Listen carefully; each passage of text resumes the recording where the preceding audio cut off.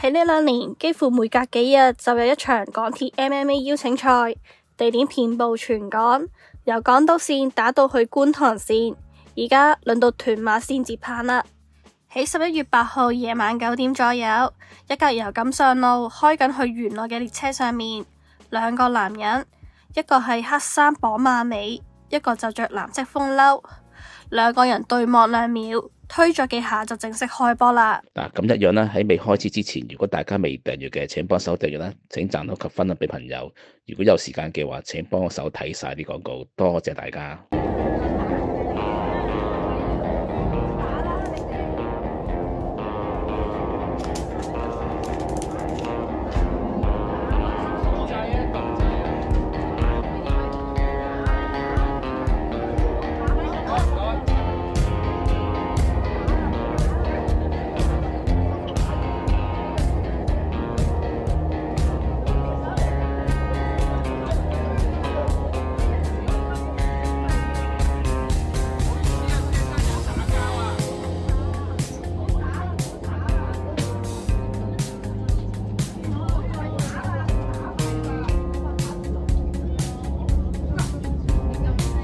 點解會變成咁？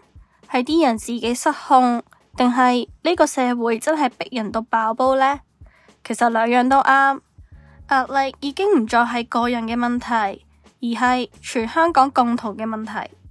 你喺街上行多一步，講多咗句，望耐少少，都有機會踩中人哋條底線。以前大家都仲識講句，唉，唔緊要啦。而家啲香港人一個眼神都可以變成引火線，社會節奏太快，個個都似一條拉到實細嘅橡筋咁，一彈就爆啦。老實講，香港人啲火唔係無中生有，大部分人嘅壓力根本就積壓咗好耐。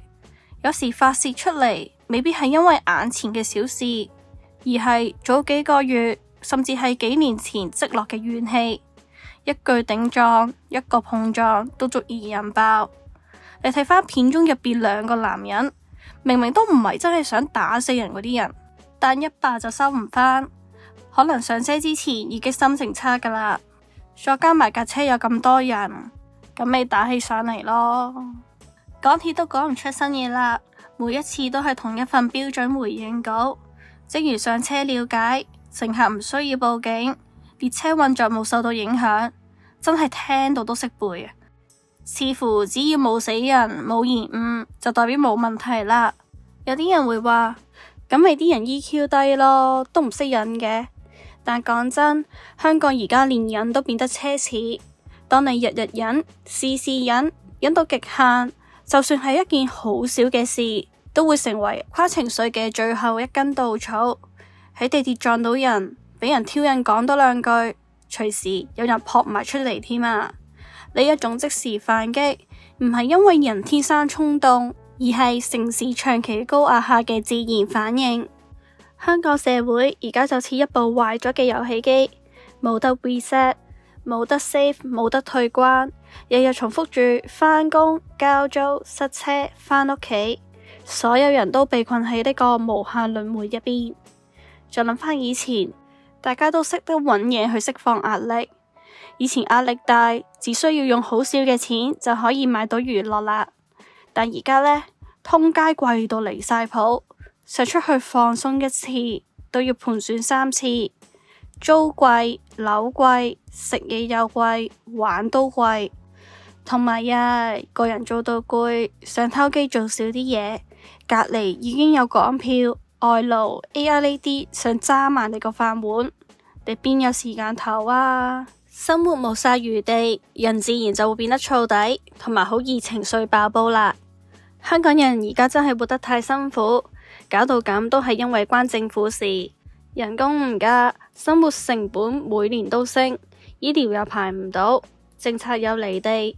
喺呢啲情況之下，就好似叫一個餓咗3日嘅人唔好望住塊牛扒咁荒謬啊！其實如果你細心啲睇，呢一啲打交新聞都係一種社會嘅天氣報告，佢哋反映緊市民嘅焦慮程度已經去到臨界點啦。所以真正嘅問題就係點解香港人會咁唔開心？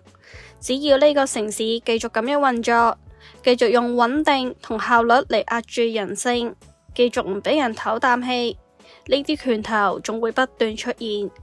到時唔止地鐵，可能係街市、醫院、學校、office 都變晒擂台。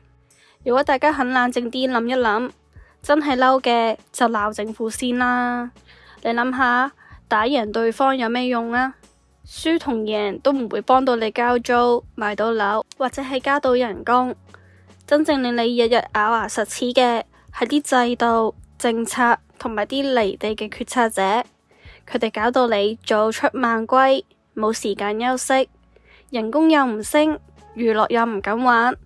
所有嘅情緒嘅根源都係嚟自上面嗰班人㗎咋，所以建議大家如果真係嬲到想出拳嘅時候，不如改變個方向，一齊鬧政府就算啦。鬧得耐，可能仲會發現，原來大家其實係同聲同氣，唔係敵人嚟㗎喎，仲可以即場做埋朋友，比起互鬥一拳都文明啲、健康啲啊！同埋啊，就算改變唔到命運，有同路人都會好受好多啦。呢一個先至係對抗呢個荒謬時代嘅最強武器啊！如果大家都鍾意我嘅片，請 CLS 啦。